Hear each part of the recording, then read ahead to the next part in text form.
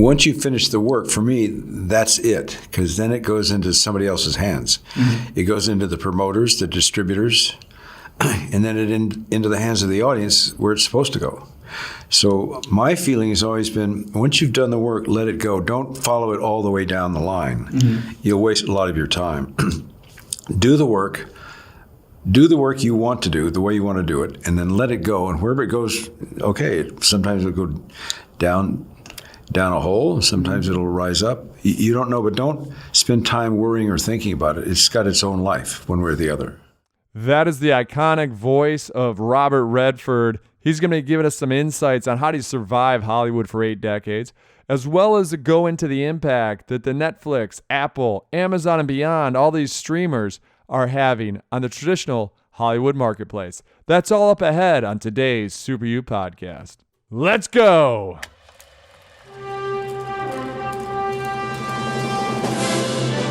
It's one small step for man. Liftoff. We have a liftoff. We choose to go to the moon, not because they are easy, but because they are hard. I have a dream. You can't handle the truth. 7, 6, 5, 4, 3, 2, 1. Super U.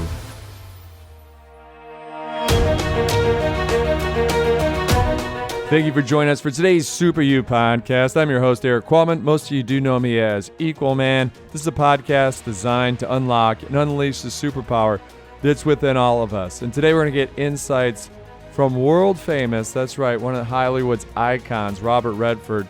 If you're not familiar with his work, he was born on August 18th, 1936 in Santa Monica, California. And Redford has certainly proved to be one of the great talents in American film, starting classics such as The Sting, Butch Cassidy and the Sundance Kid, The Candidate, and The Way We Were. Out of all of his films, Butch Cassidy and Sundance Kid is Robert Redford's favorite. Now, for all those that listen to the podcast and you like to guess the heights of the people that we highlight on this show, I'll pause as you guess Robert Redford's height. That's right, he is 5'10", so hopefully you got that right. But Redford has helped start the Sundance Film Festival, which has grown into one of the movie industry's most prestigious events, and a great boon for indie filmmakers. The actor has also moved successfully into producing and directing, winning an Oscar for Ordinary People, and receiving both directing and Best Picture nods for Quiz Show. Now, my all-time favorite role of his is the one he played in the baseball movie, The Natural, where he played the prodigy. He played a prodigy player. Wait for it so you can guess. What's the name of the prodigy that he played? Roy Hobbs. Also, what year was the movie set? It was set in 1952. He plays for the fictional New York Knights, if you got that right, with his self-made bat. What's the name of his self-made bat? It's burned and etched on the side of the bat. It is Wonder Boy. Redford earned a baseball scholarship to the University of Colorado, so that's why he was selected to play that role. Now, in 2016, President Barack Obama presented Redford with America's highest civilian honor for his contributions as an actor, director, producer, and conservationist. As a conservationist, Redford, at the age of 11, fell in love with Yosemite Park and actually later went back to work there. Well, we're about to get some insights for this American icon. I hope they give you the courage to wear the cape. Again, we're all superheroes. We just need that courage to wear the cape.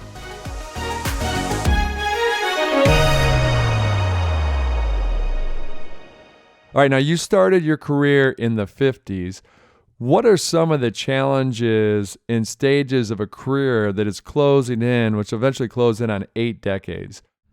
I had a career that started in 1959, and I was doing a lot of television. I started in the theater in New York, and then the theater went to live television, and then live television went to film television. And over time, I came to realize that the value, I think each of those sections had great value. And then finally something settles in and you do something that you get known for. And I think that was Butch Cassidy. And once that happened, then you're in a certain kind of channel. And you can't move too far out of it like you could in earlier work in television. And that has some pluses and minuses. And then you realize it was restrictive because you were then going to be seen. You saw yourself as a as an artist. You saw yourself as somebody that could play different roles and different levels of emotion. And yet, consistently, you were judged by your looks. And I wasn't prepared for that. And you just hope that the work you do, if it's diverse enough, if it's different enough, that ultimately you will be seen for that. You helped create the Sundance Film Festival from nothing, from the beginning. Now, where did such an idea come from? What eventually led to Sundance was I just felt that I was so lucky to be able to tell stories about the America that I saw, and that was more complex than was being advertised. And I would hope that other people like myself would have that opportunity, but it wasn't available to them. I was just lucky. So when in 1980, things were changing drastically. Hollywood was becoming more centralized, and they were no longer going to make those smaller films along with their bigger films, therefore creating the category for independent film. And then they were going to be following the youth market, because that's where the money was. At the same time, cable was just about to explode. Cable and video was about to explode. And I could see that there was going to be this gap. What about those films that I loved making when the studio system included them? So maybe we can create something where we will have a development process to filmmakers that have a different point of view, have a more independent point of view, have a place to develop and work. And so that's what led to Sundance and then eventually the festival. We often talk about on this show, progress over perfection. What are your thoughts? Do you feel that progress should be on one's own terms? Yeah, there was a moment where in the very beginning, I felt I had to do something that would get attention. I would do something that would define me in some way so that I could stay in this business. I probably made some compromises that I wouldn't normally make by instinct. And then at a certain point, I said, wait a minute, I'm here, I've paid my dues. Now I really don't think I can go forward unless I do what I want to do the way I want to do it. And so I converted at that point and said, hit or miss, that's what I'm going to do. I'm going to move forward and kind of be more true to myself.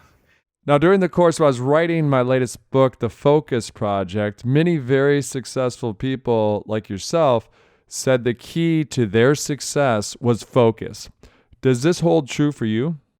And I think that what acting did, it was an odd form of therapy. It was an odd form of expressing yourself physically when you would resign yourself to the fact that you were going to be an artist, which meant hand to paper to articulate what you were feeling, or a writer. But to be physical was a new one for me. And when that happened, something clicked. And I thought, I think I'm meant to do this. And therefore, all the energy that was going this way and that way, and maybe hurting other people and myself, as I was flailing around trying to find something exciting to hold on to, it all channeled into this, it all funneled into this channel, which is what I think saved me. I could put that energy, which was so displaced, I could put it into an ambition or a function that had a shape to it. Now, as an actor, as a writer, or even as an inventor or an entrepreneur, when do you know it's time to let something go, if that makes sense? That the work is done and it's basically time to move on? Once you finish the work, for me, that's it, because then it goes into somebody else's hands. Mm-hmm. It goes into the promoters, the distributors, and then into the hands of the audience where it's supposed to go. So my feeling has always been, once you've done the work, let it go. Don't follow it all the way down the line. Mm-hmm. You'll waste a lot of your time.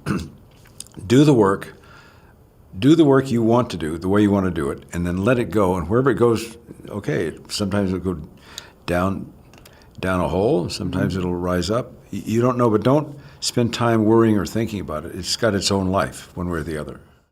Now, you've seen an incredible amount of change in your lifetime. Actually, you've been a part of a lot of that change. Bob Iger, the former CEO of Disney, recently said that Hollywood is going through a massive, that's his words, massive change. And there will be winners and, of course, losers. And when you think about an Amazon, a Netflix, Apple, all getting into this space, hyper-competitive, What are your general thoughts on this change? I believe change is inevitable. And I think that we can see that there are some people that go with change. There are others that don't because they're afraid of change. And since I believe change is inevitable, I want us to be able to ride with it and to use it to advantage. So the idea, the festival was meant to use change to underline the word diversity.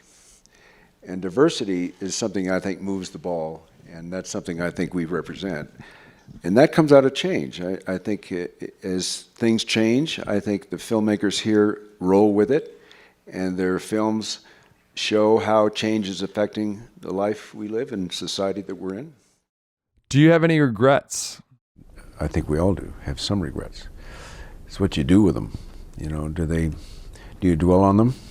I think regrets are just part of living, but I think regrets, you take a regret, rather than having it be a regret, maybe a mistake made in the past, you try to convert it to knowledge. You try to convert it to something that will let you grow.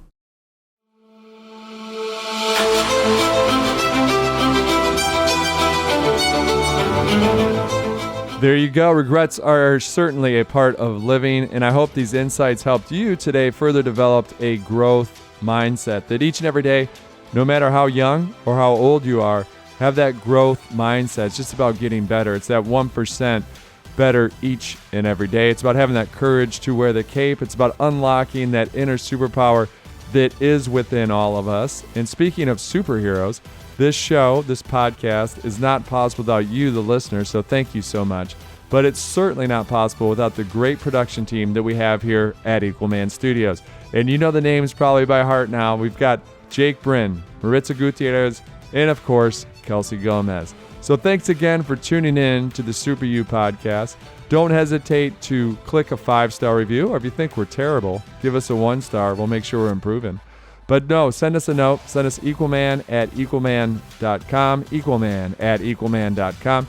You can tell us what we can do better, or what are you liking? What do you want us to do more of? Or what we love to receive, what are some of the questions that you have that we can answer? Or maybe it's a guest you want us to highlight on the Super You podcast. So again, thank you for tuning in each and every Wednesday to the Super You podcast. This is your host, Equalman, reminding all of us that kind is cool. And it's not what we take from the world, it's what we leave behind. 7, 6, 5, 4, 3, 2, 1. Super You. Houston, we've had a problem.